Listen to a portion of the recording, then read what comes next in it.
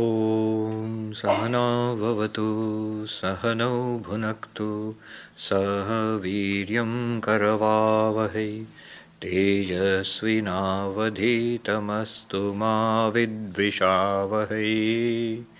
Om Shanti Shanti Shanti Harihi Om. Om. May the Lord protect us all.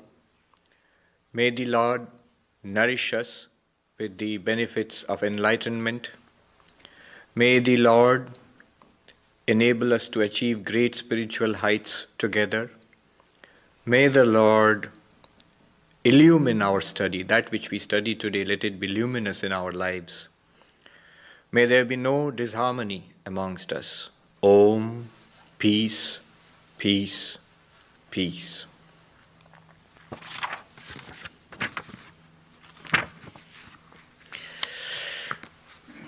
Let's just chant the verses we have done so far. Rupam drishyam lochanam drik. Rupam drishyam lochanam drik. Tadrishyam driktu manasam. Tadrishyam driktu manasam. Drishyadhivrittaya sakshi. Drishyadhivrittaya sakshi. Drigeva natu drishyate, Drigeva natu drishyate, Nilapita sthula sukshma, Nilapita sthula sukshma, Rasva dirghadi bhedata, Rasva dirghadi bhedata, Nana vidhani rupani, Nana vidhani rupani Pashyet lochanamekadha Pashyet lochanamekadha Andhyamandhya patutveshu Andhyamandhya patutveshu Netra dharmeshu chaikadha Dharmeshu chaikadha Sankalpayen mana shrotra, Sankalpayen mana shrotra, Tvagado yojyatamidam, Tvagado yojyatamidam, Kama sankalpa sandeho, Kama sankalpa sandeho, Shraddha shraddhe dhriti tare, Shraddha shraddhe dhriti tare Rir dhir bhirityevam Rir dhir bhirityevam Adin bhasayatyekadhachiti Adin bhasayatyekadhachiti Nodeti nastametyesha Nastametyesha Na vriddhim yati nakshayam, na vriddhim yati nakshayam, swayam vibhatyathaanyani, swayam vibhatyathaanyani, bhasayet sadhanam vina, bhasayet sadhanam vina. Advaita Vedanta tells us that there is one non-dual consciousness, existence, bliss. Sat Chit Ananda. That is the only reality.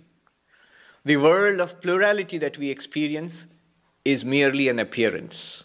And we, individual beings, human beings, we are in essence, in reality, none other than that non-dual existence, consciousness, bliss. The famous Sanskrit dictum, Brahma Satyam, Jagat Mithya, Jiva Brahmaiva Napara. Brahman alone is real. The world is an appearance.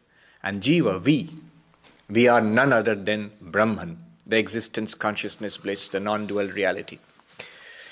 Now the problem is that we do not experience reality in this way. Brahman is something theoretical for us. We are not exactly sure what it is. And not only do we not experience ourselves as existence, consciousness, bliss, rather we experience ourselves as limited beings, or these bodies of flesh and blood. We experience ourselves as body-mind complexes. That's what we see ourselves as. So Vedanta, in order to take us to the goal, to make us realize that we are Brahman, has to show us that we are not bodies and minds. It has to show us first, it has to demonstrate beyond any doubt that we are not these bodies and minds, which we take ourselves to be without any doubt at all. Vedanta has to create a doubt in our minds. Are we really this body? Really this mind? How does Vedanta do that? There are many ways. The way adopted in this text, what we have been seeing in the past 2 classes, the way is this. In all our experience, whatever we experience, there is a subject and an object. There is an experiencer and there is the experienced. There is a seer and the seen. When I look at this microphone, the microphone is the object of my experience, I am the subject.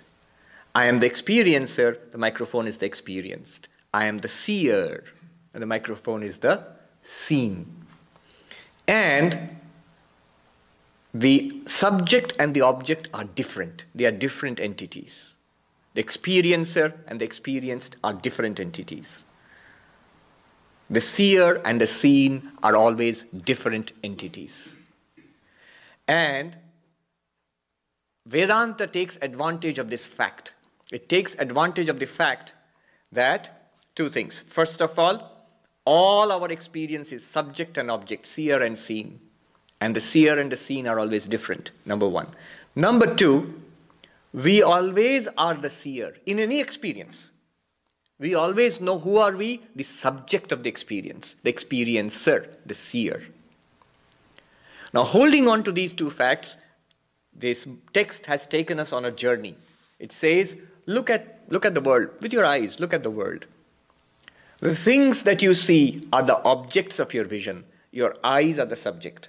The eyes are different from what they see. The seer and the seen are different. Go deeper.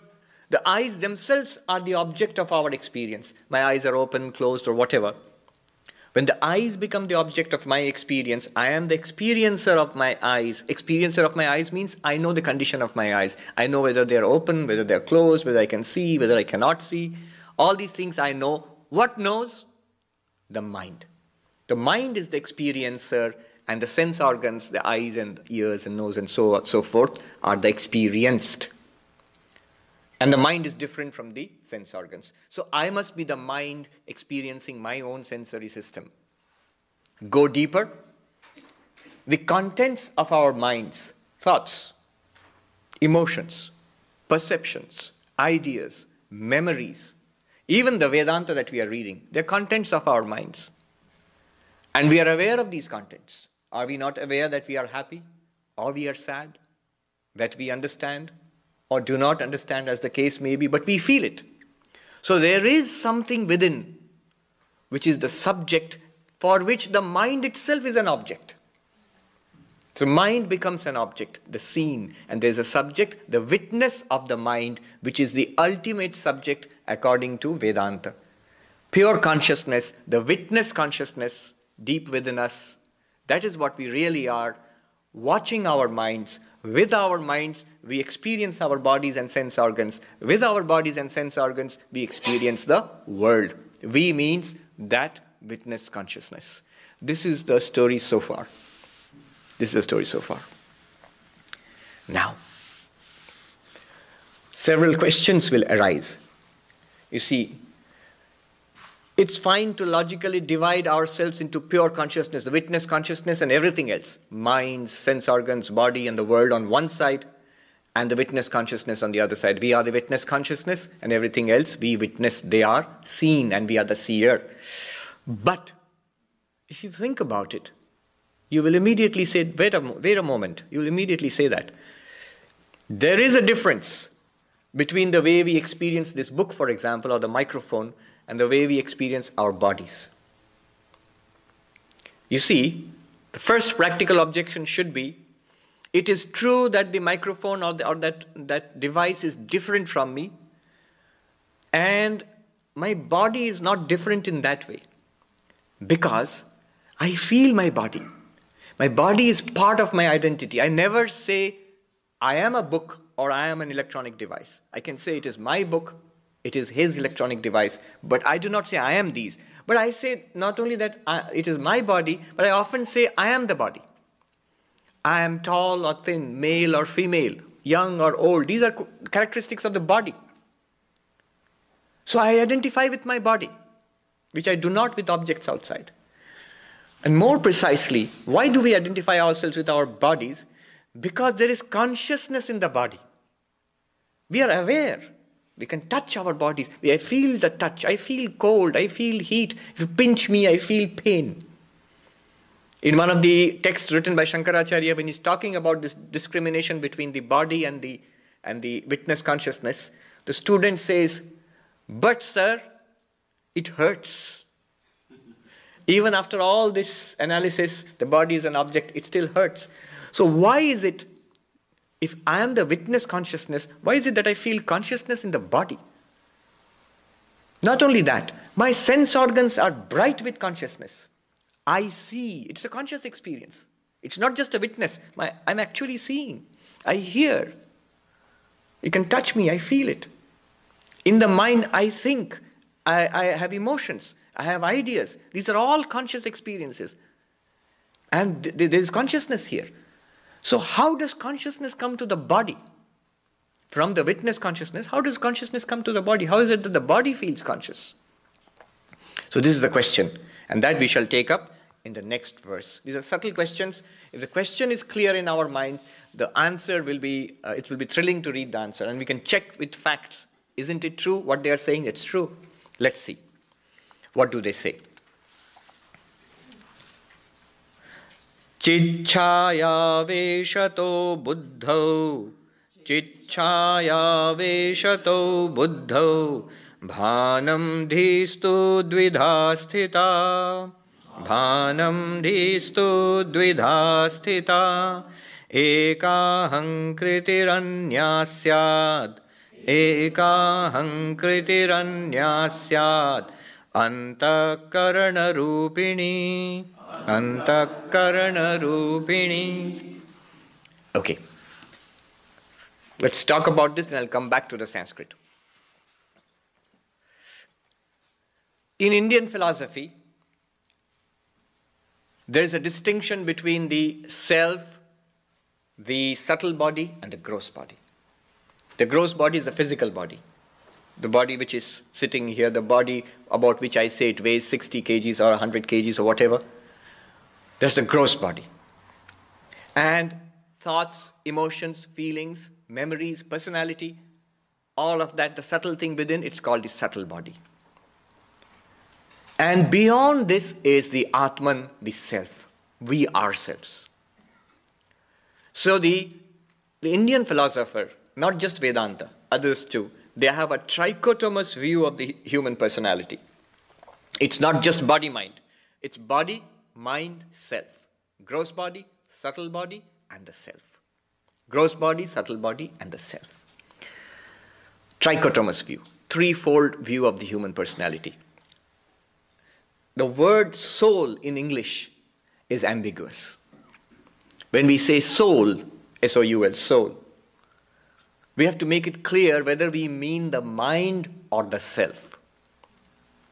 The word soul in English comprises of both the self and the mind. They are put together in literature, in philosophy, even in science. It's together, the body and the soul. When we say body and soul, the body is the gross body. The soul, the word soul actually includes, it can be mean either the subtle body or the self. So you have to make a distinction there. Now,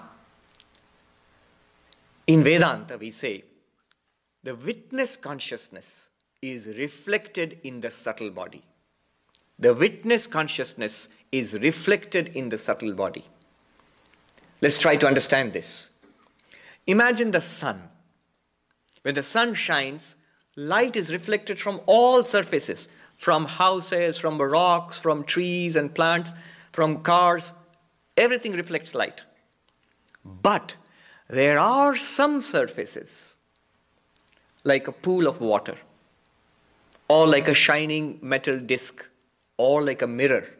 They not only reflect the sunlight, you will find an image of the sun, a little sun formed there, an image of the sun. All surfaces are not able to do that. There are certain clear surfaces which can do that. A polished surface. It will not only reflect the light, you will find a little sun shining there. A dewdrop, you will find a little sun shining there. A steel plate, you will find a little sun. A glass, a mirror, you will find a little sun shining there. Exactly like that, the subtle body, our minds, have the capacity of reflecting the witness consciousness. The witness consciousness is reflected in our minds. And it is called the reflected consciousness. So you have two now, witness consciousness, reflected consciousness. The reflected consciousness is a reflection of the real witness, the Atman, the pure consciousness in the mind. Nothing very fancy here. Just now we feel conscious. We all, I hope we feel conscious. Because Vedanta has a way of switching off consciousness. If you look inside, we feel, we are aware, we are thinking, we are feeling, we are trying to understand. We see, we hear. All this is consciousness. And the consciousness that we feel inside is exactly this reflected consciousness. The consciousness, the sentience, the awareness which we feel right now, all of us, is that reflected consciousness. The mind gets consciousness from this reflected consciousness. Pure or witness consciousness reflected in the mind or the subtle body. Reflected consciousness. And that reflected consciousness shines in the mind, and the mind gets consciousness. It borrows consciousness. And the mind which has borrowed consciousness illumines, reflects that consciousness, sends that consciousness, transmits that consciousness to our sensory system. And our eyes, our ears, our nose, our skin, they all, lights are thrown on, you know. Lights come on there. One by one, the lights come on. It's just like at night when you look up there, the sky and the earth are illumined. By what? By the moonlight. We see the moonlight. But if you know, we all know, the moon doesn't have light of its own. It borrows light from the sun and reflects it back on the earth. And we use that moonlight to see things at night. And when we were kids in school, we have all read list of luminous bodies. Before we go deeper into physics, we read list of luminous bodies in the sky, sun and moon and stars. But we are making a mistake there, which is explained later on as we grow older. The moon does not belong in the same category as the sun and the stars, because the moon does not have light of its own. It borrows sunlight, reflects it on earth, and it's as good as light, because we can use that light to see and do work at night. But we know, even though the moon is shining, for all practical purposes it is giving us light, but we know beyond the horizon, we cannot see it, but the sun is shining forth, and its light is falling on the moon and comes to the earth, by which we experience light, moonlight. Exactly like that, the mind and the sense organs do not have consciousness of their own, Vedanta says. It is the witness consciousness, the sakshi, the witness consciousness which we arrived at in the last two classes. That witness consciousness shining on the mind becomes the reflected consciousness. And that reflected consciousness illumines the mind. And the sense organs borrow consciousness from the mind. And the body now borrows consciousness from the sensory system. To the point that the sensory system functions, the Upanishad says, Anakagrat, I have spread myself up to the tips of my fingernails. I have spread myself up to the tips of my fingernails. Up to this point, I am. We all feel that right now. Beyond this, I am not. This is me, this is not me. How does that work? Because this body is conscious. Where did the body get consciousness from? Does it belong to the body? No, it does not belong to the body. How do you know it does not belong to the body? Because sometimes the body is conscious, and when the body dies, or when we fall unconscious, the body loses consciousness. It does not act as a conscious being anymore. So the body does not have its own consciousness. You see, there is this concept of intrinsic consciousness and borrowed consciousness. What's the difference? Borrowed consciousness is that which comes and goes. Intrinsic consciousness is that which stays. A very simple example would be when we cook. The fire is burning, and we put a vessel on the fire, and we put water in the vessel, and we put vegetables in the water. After some time, the vegetables are hot. They get boiled. So the vegetables, the heat of the vegetables, the heat in the vegetables, does it belong to the vegetables? If it did, it would always be hot. But if you switch off when you serve it, put it out there, very soon the vegetables are cold. So the heat does not belong to the vegetables. When they were in the refrigerator, they were cold, and in the pan they are hot. When you serve them out, after some time they become cold. So it becomes cold because the heat in the vegetables was borrowed. Borrowed from what? From the boiling water. Does the water have heat of its own, intrinsic heat? No. Because it was cold earlier, now it's boiling. And after some time it will become cold again. Therefore it has borrowed its heat. Whereas the water borrowed the heat from? From the pan, which is red hot. Does the pan have heat of its own? No. It's borrowed its heat. Where has it borrowed its heat from? From the fire. And the fire, where has it borrowed its heat from? It has heat of its own. As long as the fire lasts, it will be hot. It has intrinsic heat. Whenever the fire is there, it is hot.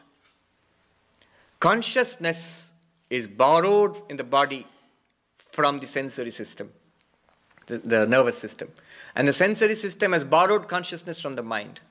And the mind has borrowed consciousness from the reflected consciousness. And the reflected consciousness is borrowed from the sakshi, the witness consciousness. And the witness consciousness is borrowed from nobody. It is intrinsic consciousness. It is consciousness itself. It's always there. It's always consciousness. Whereas the mind and the sensory system lose consciousness. In deep sleep, not conscious. And in death, when the mind, the subtle body goes away to other worlds, maybe to other births, then the body lies dead. No longer do we say, that is me. We don't say that. So, the body has borrowed consciousness from the sensory system from the mind from the reflected consciousness in the mind, and the reflected consciousness is borrowed from the witness consciousness, the sakshi, which we are. We lend consciousness to this, and then up to the tips of my fingers, I say, I am conscious. That accounts for the difference between this body and this microphone. Though this body is an object of experience, this microphone is also an object of experience. What causes confusion is there is consciousness in the body. That's why we feel, I am this body. But the fact is, I am not this body. Now let us look at the verse. We'll see it's very easy to understand. For those of you who are following the Sanskrit, Chitchaya veshato buddho bhanam. In the subtle body, in the buddhi, in the subtle body, various terms are used. In the subtle body, Chitchaya. Literally it means the shadow of consciousness. This is the sixth verse. Chitchaya means, literally it means the shadow of consciousness. Or in our terms, reflected consciousness. Reflected consciousness shines in the mind, and hence we get bhanam, knowledge. What knowledge? Every knowledge. All kinds of knowledge are possible: seeing, hearing, thinking, understanding, loving, hating, wanting, meditating. All of that is possible because of the reflected consciousness in the mind. Now, he does something here. Dhistu dvidha sthita. The mind, let us divide it into two parts. Now he's dividing the mind itself, the subtle body, into two parts. In Vedanta, normally we divide the inner instrument, what is called the antakarana, into four parts: mind, intellect, ego, memory. Mana, buddhi, ahankara and chitta. If you know the famous hymn of Shankaracharya, Chidananda Rupa Shivoham Shivoham. So it starts off with Mano Buddhi Ahankara Chittani Naham. I am not the mind, I am not the intellect, I am not the ego sense, I am not the memory also. Now, normally this is how Vedanta divides the inner, the antakarana. But here, the author has done something different and on purpose. We'll very soon see what the author has done. The author says, look inside, look at the mind, divide it into two parts. One part, the I sense, ego. What's that? It's exactly what you're feeling now, what I'm feeling now, the I. Just think, I. I, Sarvapriyananda, I am sitting here. I am speaking, the I. That's one part of the mind. The other part of the mind, the rest of the mind. Intellect, the mind itself, memory, manas, buddhi and chitta. That's the rest of the mind. And the ego. He isolates the ego from the rest of the mind. That bears repeating. What he has done now, look at the mind, you will find there are many things going on in the mind. There is thinking, there is feeling, there is memory coming up, there is understanding, and there is also something called the I. An ego sense, which comes up all the time. I. Focus on the I, leave the rest aside. Why does he do that? You see, that's what's most important to us. Who is most important to us? First person, I. Okay, focus on that I. Now, having isolated that, he goes to the next verse.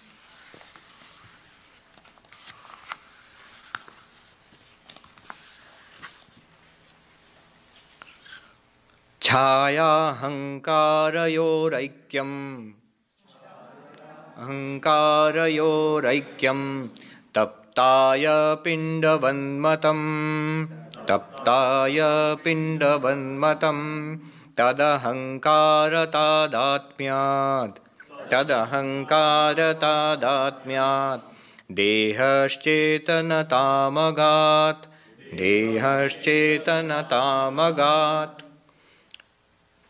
It will be very easy to understand now.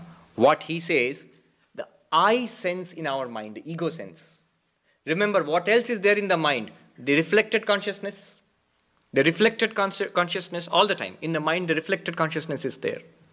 The reflected consciousness and the I, they become one. How do they become one? Just like when I look in a mirror, there's a reflected face in the mirror. When I look in a mirror, there's a reflected face in the mirror, and the reflected face and the mirror are one. They become identified. You cannot separate them. Whenever there is a mirror, there will be a reflection.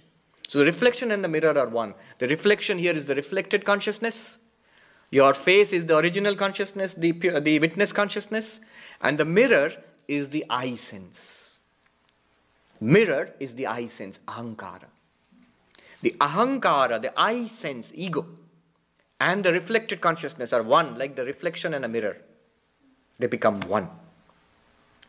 And the ego catches the reflected consciousness and transmits it to the rest of the mind, and the mind transmits it to the sensory system, and the sensory system transmits it to the body. He's showing how this body feels conscious. You see, tad ahankara tadatmya. Look at the Sanskrit now.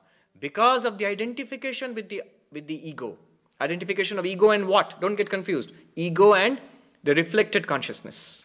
The ego and the reflected consciousness, because they are identified, they become virtually identical. The ego becomes conscious. Just look inward. Let's look inside and we feel I. And it feels like the most conscious thing we have. The most conscious thing we experience is my I-ness. And that I-ness now transmits consciousness throughout the mind, through the sensory system, up to the ends of the body. Wherever the sensory system is functioning, we will feel consciousness. That's what it has said. Chaya ahankarayor aikyam. The oneness of the reflected consciousness and the ego sense is like what? It uses an ancient example. Like a red hot iron ball. A red hot iron ball. Imagine an iron ball in a factory in a blast furnace. When you push it inside, it comes out. It's round, it's heavy, but it's also glowing red and it's hot. Now there are two things there. What are the two things? It looks like one thing. A red, hot, round thing, heavy thing. But there are two things there. The heat of that iron ball, that red hot iron ball, the heat does not belong to the ball. Heat belongs to fire. The round shape of that thing, it belongs to the iron ball, not to the fire. The glow, the red glow, belongs to the fire, not to the iron ball. The weight belongs to the iron ball, not to the fire. So the fire and iron ball are mixed together, becomes one. It just looks like one thing, a shining thing. Just like that, the ego is like the iron ball. And the reflected consciousness is like fire. The reflected consciousness in the mind is like fire. And the ego is like iron ball. Fire is a good example of consciousness because it's bright. And the iron ball is a good example of the ego because it's an insentient thought. And the two are identified together and they shine. And then what happens? Tad ahankara tadatmyan. Because of identification with the I becomes identified with the reflected consciousness, and the I is identified with the mind and the body. Don't we feel? My thoughts, my ideas, my memory, my person. I is identified with the mind, and with the mind and the body also. I, this body. So the I, which is already shining with the reflected consciousness, is also identified with the body, and the body gets this reflected consciousness. And the body feels conscious. I am conscious. Okay.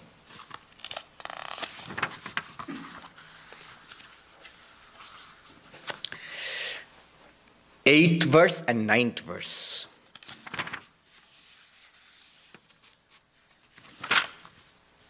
Really subtle and very important. You say, Swami, you say every verse is very important. Well, it's like that. I can't help it. But it's some extremely subtle and powerful ideas are given here. I guarantee it. If we get what they are saying, we'll already feel the bounds of Maya loosening. I'll go over this material slowly. What he has done so far, he has isolated the I. Focus on the I, the ego sense, me. Focus on it. Now, what are the other things around it? One is the reflected consciousness.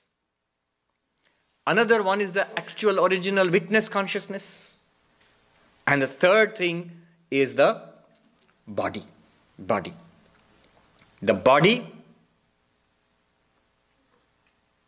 the witness consciousness, and the reflected consciousness. These are the three things around what? Around me, I.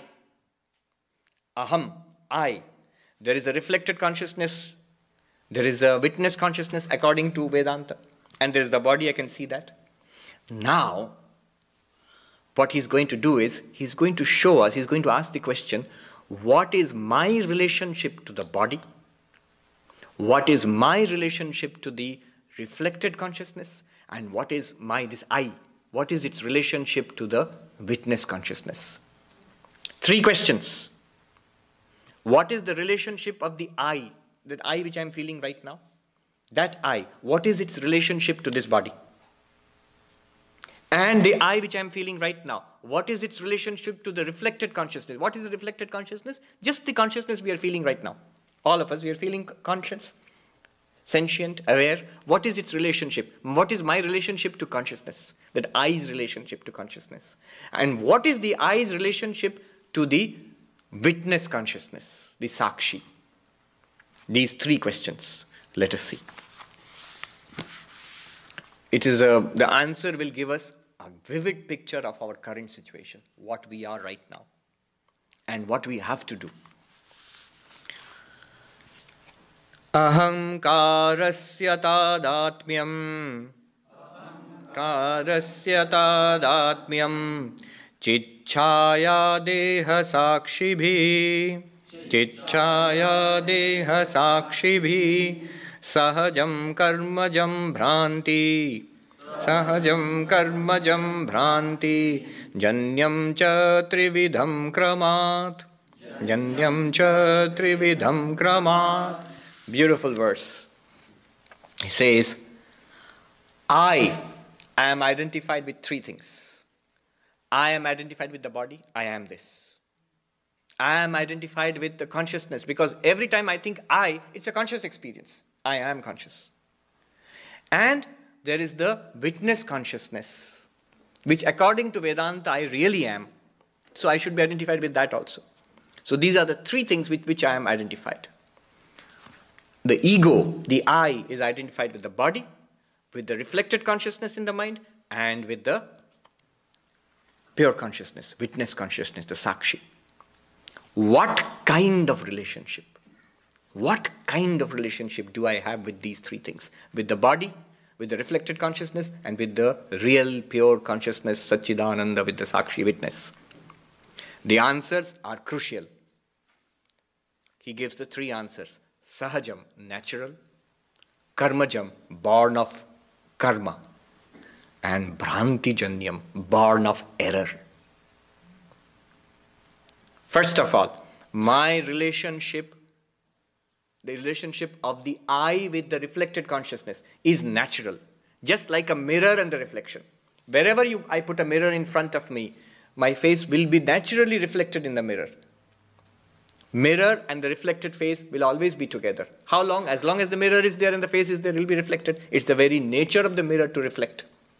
So the I sense will always feel conscious. Because pure consciousness, witness consciousness is there. The I functions like a mirror. So there will be a reflected consciousness with the I always. Reflected consciousness and I have a natural relationship. Whenever there is an I sense, there will be a reflected consciousness. Whenever there is a reflected consciousness, it means there will be an I sense. Natural. They go together.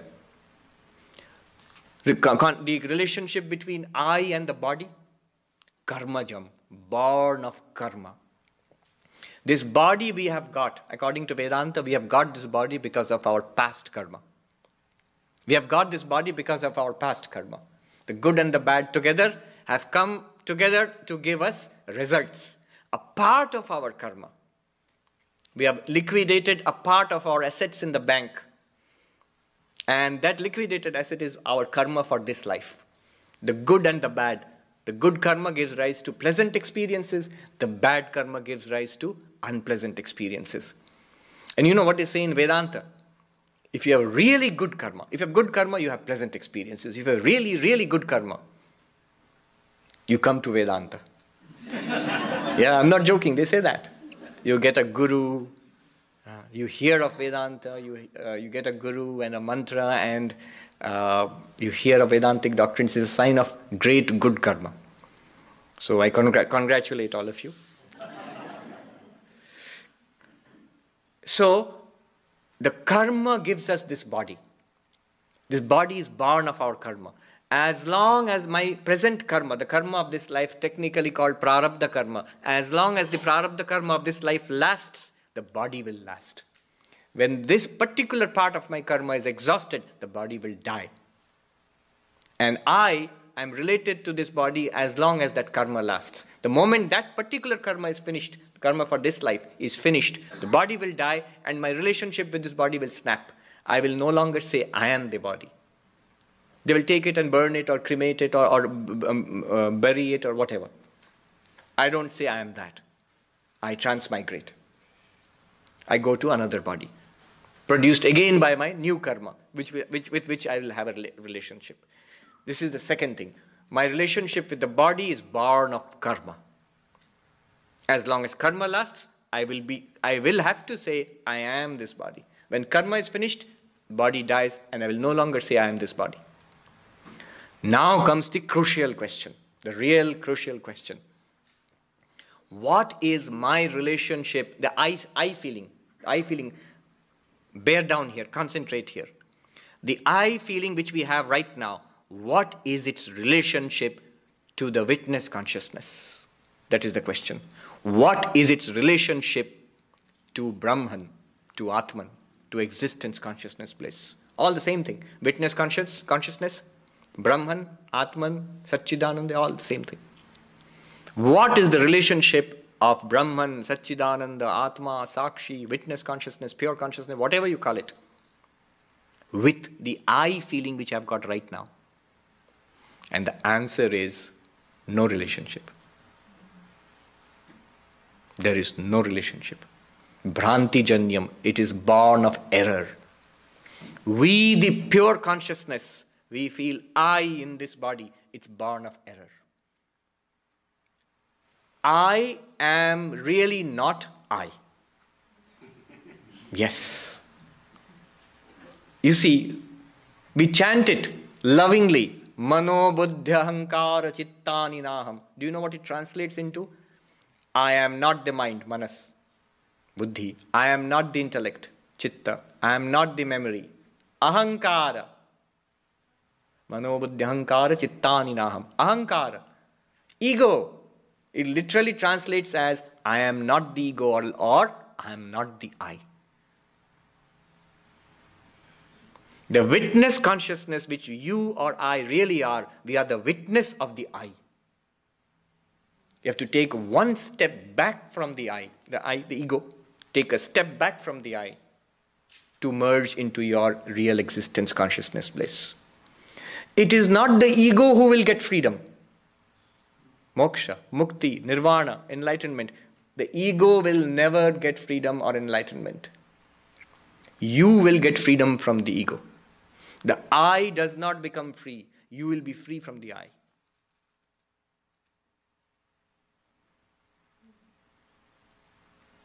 When Mr. X or Mrs. Y becomes free, enlightened, Mr. X is enlightened from Mr. X. From being the limited individual, the ego which is identified with Mr. X. The ego still remains in the mind, identified with reflected consciousness and with the body. But you, the free being now, the witness consciousness, you are separated from it. You still shine upon it. The mind works, the ego works, the body works, goes on doing what it was doing earlier. You are completely free. You recognize you have always been free from it. So the relationship between the real you and the I sense in the mind is born of error. Bhranti janyam, born of error. And that which is born of error can be corrected by knowledge. That which is born of error can be corrected by knowledge. The snake which we see by mistake in a rope is born of error. It can be corrected not by chasing it with a stick, not by shooting at it with a shotgun or trying to scare it away. It can only be corrected by knowledge of the reality that it is a rope. So only knowledge can separate us from the I sense, the ego. That's all that has been said here in the 8th verse. The 9th verse will tell us how to be free based on this understanding. If you have understood it till now, I know it's heavy going. Yes. Who is speaking? When you are speaking right here now, is Yes. this reflected consciousness that's speaking or ego that's speaking? Just look at it right now. You have got all the materials to give the answer to your question. Look at this. Here's the body. The body is speaking. You can see the voice box and the mouth is moving. Behind it is the sense or the motor organ, the vak, the organ of speech that is working. Behind it is the mind, intellect, memory, I sense, and reflected consciousness. All of those are working, isn't it? Because I feel I'm conscious. I feel I am speaking. I am using my memory. I am using my understanding. And what Vedanta says is, in the background of all that is the real I, the real Sarvapriyananda, which is the witness. Because of the witness, consciousness shines in the mind of this being. That's reflected consciousness. That reflected consciousness illumines the I sense in the mind of the being. The I sense becoming illumined by reflected consciousness illumines the rest of the mind. And from that, the body and sense organs, they all get consciousness and start functioning. Who is speaking then? It's a combination of all of them. It's a combination of all of them. It is the pure consciousness, limited by a mind and an ego and a body, that is speaking. So if I get illumination, will I stop speaking? No. Speaking is at the level of the body, at the level of the mind. That can go on, there's no problem. In fact, this will tell us what will happen. based on this understanding. How do we snap these three relationships? I and the body. How will I be free from this body? I and reflected consciousness. How will I end relationship between myself and reflected consciousness? This I sense and pure consciousness or witness consciousness. How can we snap this relationship? How can I remain as witness consciousness? These three are answered here. Each of these verses is like bombshells. So much is packed into them. We will do this and stop for questions. Sambandhino sator nasti. Sambandhino sator nasti. Nivritti sahajasya tu. Karmakshayat prabodhacha. Karmakshayat prabodhacha. Nivartete kramadubhe. Nivartete kramadubhe. Three relationships between the I and the reflected consciousness, between the I and the body, between the I and the real I, the witness consciousness. The apparent I and the real I. Swami Vivekananda's lecture, the real man and the apparent man. So the real I and the apparent I. These three relationships, how can we snap them? How can we be free of them? He says, the natural relationship between the reflecting medium and the reflection, between the I and the reflected consciousness, will persist as long as both of them are there. When a mirror is there, there will be a reflected face. You can't do anything about it. As long as you are awake, as long as you are using the mind in the waking state or in the dreaming state, we are using the mind, there will be an I, and that I will appear conscious. Only when you switch off the mind, when the mirror is turned down and kept face down, the reflection will disappear. When you go into deep sleep, the mind shuts down, there is no reflection and there is no I sense. So, as long as the mind is there, there will be a reflected consciousness and the two will appear together. Sambandhino sator nasti nivritti sahajasyatu. Of the natural relationship between the I and the reflected consciousness, there is no snapping that relationship as long as both of the terms of the relationship are present. As long as the mirror and the face are present, there will be a reflection. Then, karmakshayat. How do you snap the relationship between yourself and the body? When karma is exhausted, at the point of death. When the body dies, the I will be free of the body. Only way, there's no other way. Karma exhausted, body dies, and the I with the subtle body goes to another body and snaps its relationship with this dead body. Now we come to the crucial thing. What can Vedanta do for us?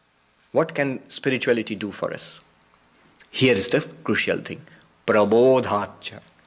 The third relationship, the relationship between the Atman, the pure consciousness, the witness consciousness, and the I sense, the ego in the mind. How can it be snapped?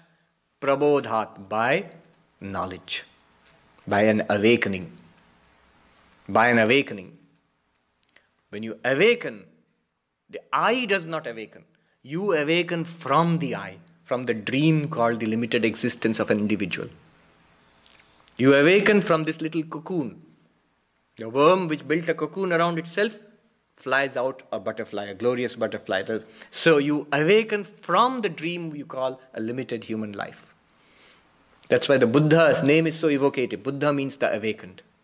Meaning thereby the rest of us are either asleep or in a dream state. So awaken from the dream of being a limited individual, limited human being. You step back from it. You let go of it. There is no awakening, illumination, freedom, enlightenment for the body. The only fate of the body, I am sorry to say, is death. From dust it has come, it will go back to dust. And sooner than we think, unfortunately. Every day it is going back to dust. There is no enlightenment for the body. It will not survive death. But the subtle body survives death. The subtle body, the mind, intellect, according to Vedanta, according to every religion, not just Hinduism. Religion is based on the fact that the subtle body survives death. But there is no enlightenment for the subtle body also. It will go from birth to birth, gathering experiences. The moment that enlightening knowledge comes, that the reality, the pure consciousness, the witness consciousness remains in its, as we say, sway mahimni, in its own glory. The subtle body dissolves back into nature. Subtle body, like the physical body, was provided by nature, provided by Maya, by Prakriti. If you are a Sankhya philosopher, you will say Prakriti provided you with the subtle body. If you are an Advaitin, like most of us here, you will say Maya provided you with this subtle body. But what has come from Maya or Prakriti or whatever, it means nature. It will go back to nature. Physical bodies, we have had many. Subtle bodies, each of us has one. When we get enlightenment, the subtle body also dissolves. And the Atman, pure consciousness, remains in its real glory as existence, infinite, consciousness infinite, bliss infinite.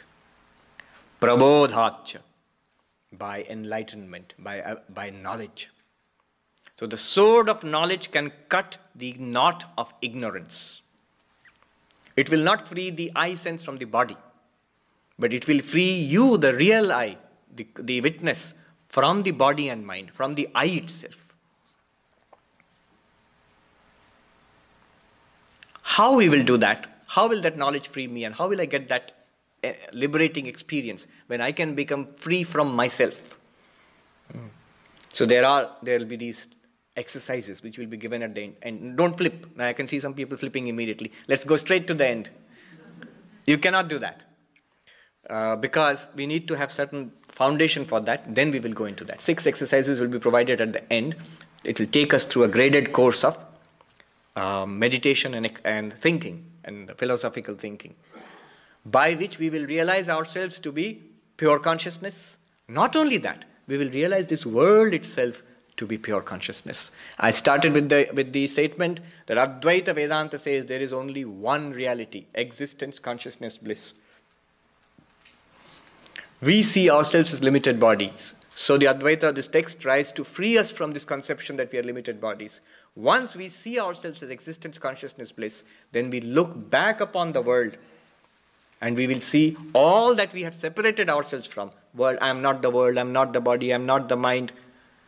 All of that, body, world, body, mind, all of that is in reality nothing other than pure consciousness. That also will be shown. How is that possible? So this is what lies ahead of us. I know today was heavy going, but these are crucial concepts. I'll sum up in 1 minute what I have said so far, and then 1 or 2 questions we can take and then wrap up. What we have learned so far is the first question. If I am witness consciousness, how does the body appear conscious? Answer. Witness consciousness is reflected in the mind as reflected consciousness, and the reflected consciousness in identification with the ego transmits that consciousness throughout the body. Up to the tips of our fingers we feel awareness. So body gets consciousness, borrows its consciousness from the senses. The senses borrow their consciousness from the mind, and the mind borrows its consciousness from the reflected consciousness. And the reflected consciousness is just borrowed, is a reflection of the pure consciousness which we really are. That's question number 1. Then the I sense, that's what we learned. The I, the ego, is related to the body, to the reflected consciousness, and to the real witness consciousness. How is it related? 3 relationships. With the body, because of karma. With the reflected consciousness, it's natural. Whenever the I will be there, it will appear to be conscious. And with the pure consciousness, witness consciousness, no relationship, error. How can we snap these relationships? Born of karma, a natural born relationship, and the relationship born of error. How do we correct them?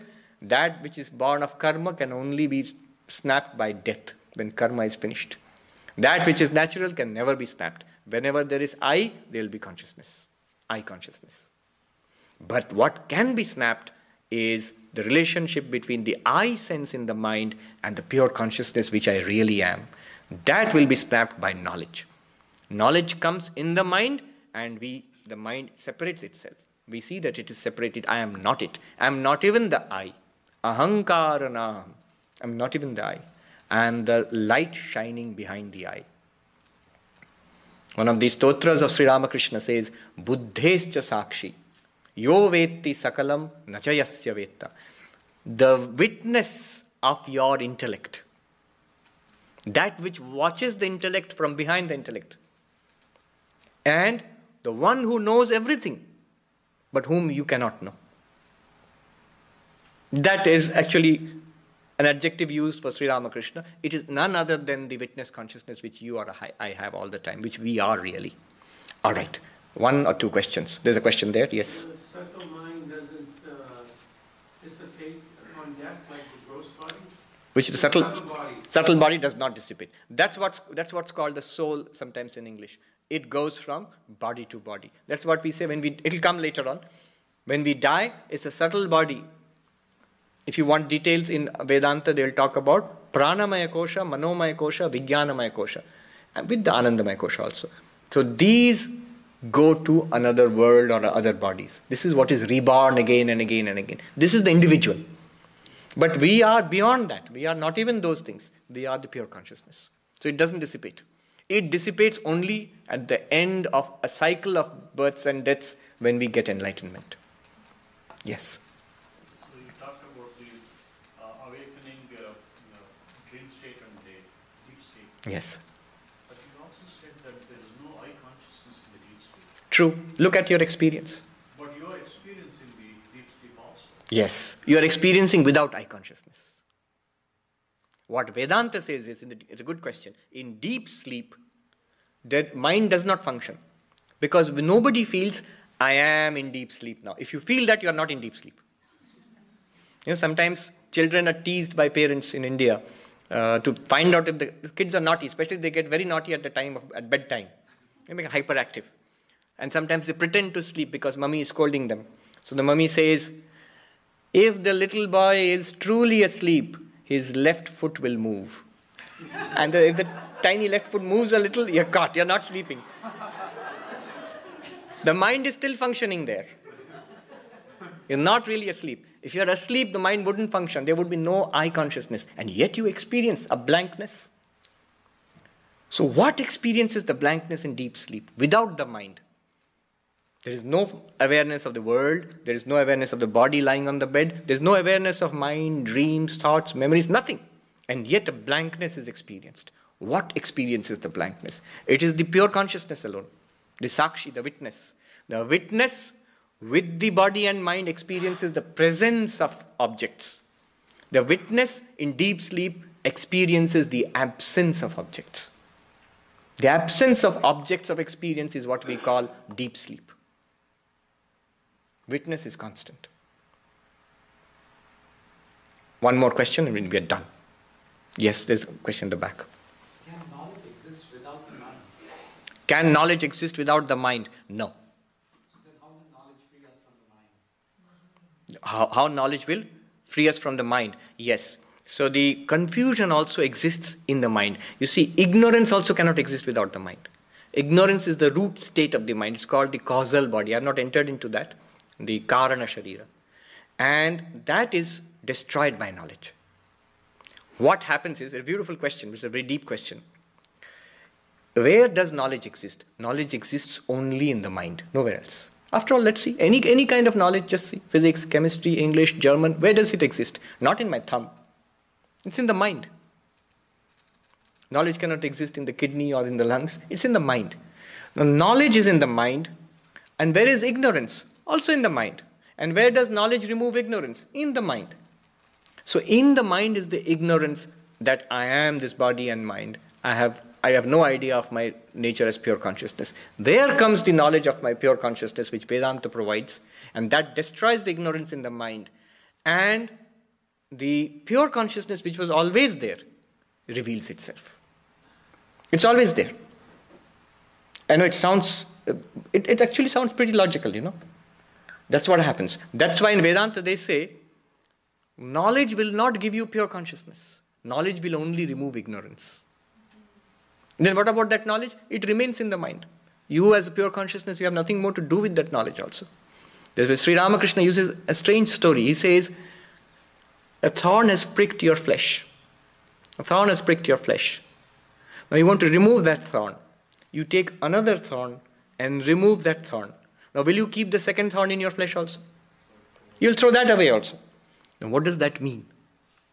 It means, he explains, the thorn of ignorance is in my flesh. And the thorn of knowledge comes and removes the thorn of ignorance. And then both are thrown away. Normally if you say that ignorance was there, I got knowledge, removed ignorance, and then I removed knowledge, our binary mind will say that, oh, again I've become ignorant. It's like I knew something and I forgot something. But this is not what is meant here. So the knowledge which comes is also within Maya. And it removes the ignorance which is within Maya and sets us free. Okay, one question, last question. Yeah, you asked her. I was just going to ask if you were saying how when we fulfill our karma, then we die, and that removes that relationship with the I. But do we always die when we fulfill our karma, or could we die before we fulfilled our karma? Okay. Karma here is the results of past actions. And they divide karma into three parts. Prarabdha karma means the karma which has started giving results. Agami karma, that which will give results later on. Sanchita is the entire stockpile of karma which we have got. So out of all this karma, a part of that, Vedanta says, is used to generate this present body. That much which is used to generate this present body will give us a series of experiences in this life, good and bad. When that is finished, this body will die. This body dies. And the I, the ego sense, with the mind, it goes on to the next body and to the next karma, next set of karma. So the idea is when karma is finished, body will die. Nobody can prevent it. Yeah, we'll stop here. Om Purnamadah Purnamidam Purnat Purnamudachyate Purnasya Purnamadaya Purnamevavashishyate. Om Shanti Shanti Shanti. Harihi Om Tat Sat. Om, that infinite, that is infinite, the transcendent is infinite. From the transcendent infinite has come this manifest infinite. This manifest infinite arises from the transcendent infinite. The transcendent infinite it remains full, and the manifest infinite is also full and complete and perfect. When we realize that the infinite in this manifestation, the transcendent infinite alone remains. Om, peace, peace, peace. That was a free translation, not a very good one.